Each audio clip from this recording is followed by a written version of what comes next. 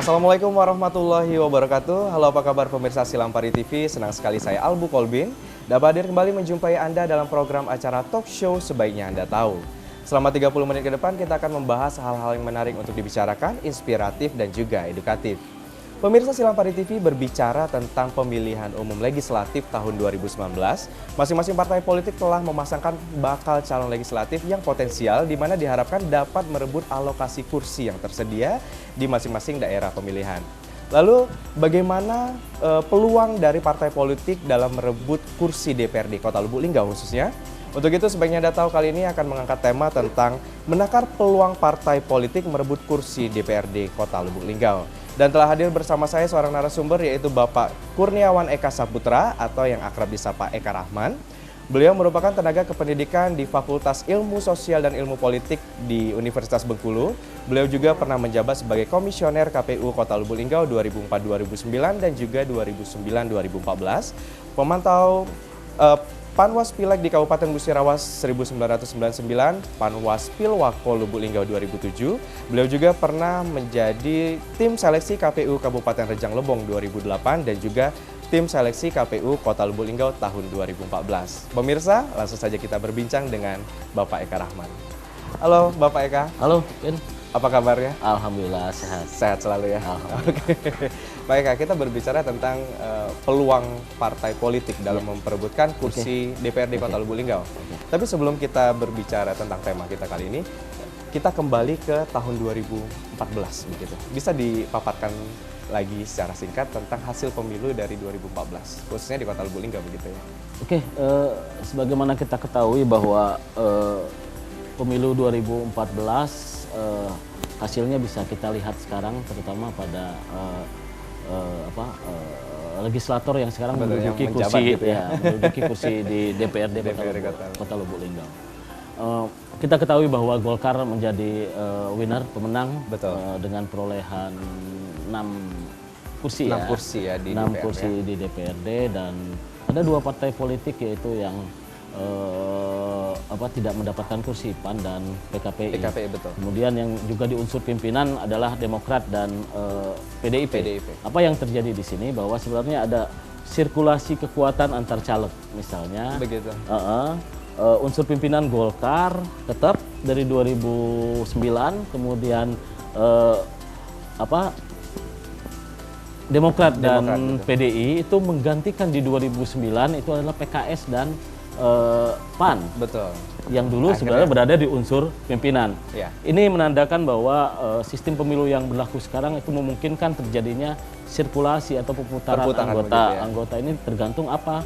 Tergantung sebenarnya sejauh mana kesiapan partai politik, kesiapan calon legislatif dalam memanage potensi partai politik maupun memanage potensi diri sendiri untuk lolos sebagai seorang legislator di DPR.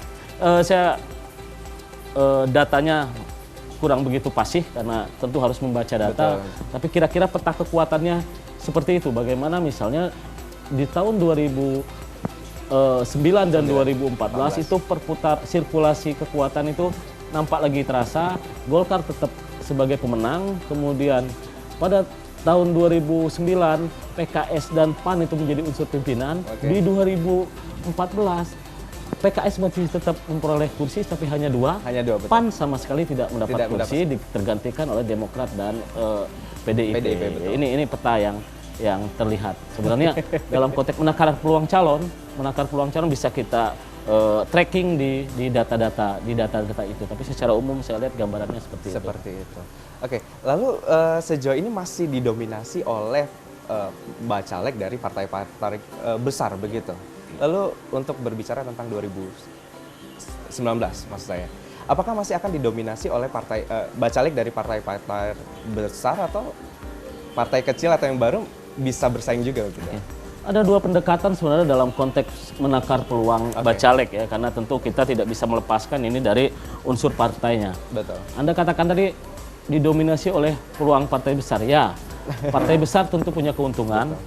Dia punya struktur yang mulai dari tingkat atas sampai tingkat bawah Ke bawah sudah pun mapan. sudah Kita mapan, bicara misalnya Golkar, PDI, Oke. segala macam, dia sampai dari pusat sampai ke desa, dia sudah mapan. Bukan bayi begitu. Wah, bukan bayi, dia strukturnya sudah mapan. Sudah mapan. Persoalannya tinggal bagaimana kemudian dia menempatkan, membuat formulasi calegnya di Pemetaan mana. begitu ya. Itu yang pendekatan yang pertama. Jadi dari partainya. Pendekatan kedua adalah peluang partainya. Oke. Peluang caleg. Betul. Peluang bagaimana potensi calegnya ini. Sejak pemilu dengan sistem suara terbanyak, Betul. ini kan intervensi partai politik terhadap caleg ini kan agak sangat berkurang ya. Kemudian caleg yang kuat, yang potensial, yang bisa memanage diri sendiri, memanage potensi diri sendiri itu ditempatkan di partai manapun, dia kemudian akan punya peluang yang sama. Betul, tetap bisa survive gitu Iya, ya. bisa survive. Itu dua pendekatan yang menurut saya selama ini terlihat ketika melihat peluang partai. Betul. Saya contohkan misalnya dalam konteks kota Lubuk Lubuk Linggau Linggau, ya.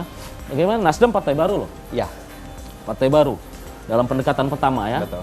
Dalam pendekatan kedua, Nasdem partai baru. Tapi ketika dia bisa menempatkan, memformulasikan calegnya pada partai-partai yang mumpuni, dia perolehannya 3 kursi.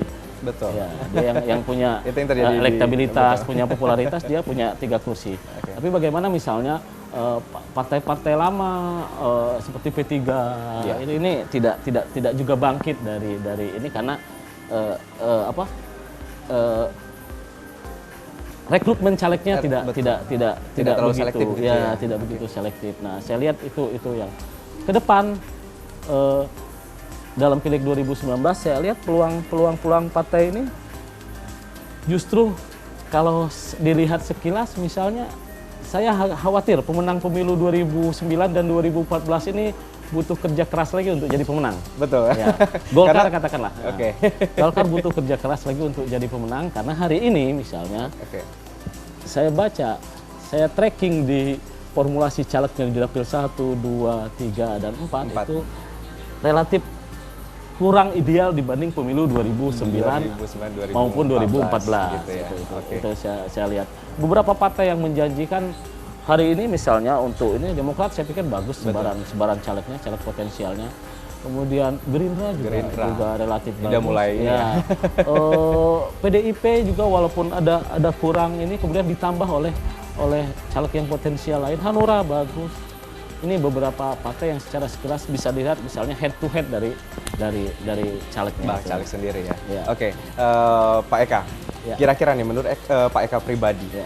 faktor mana yang paling memungkinkan untuk menang lah istilahnya di pemilihan legislatif tahun 2019?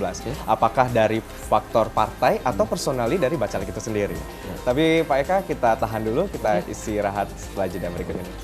Pemirsa, sebaiknya Anda tahu, tetaplah bersama kami. Kita akan membahas lebih dalam tentang tema kali ini, masih bersama Bapak Eka Rahman setelah jeda berikut ini.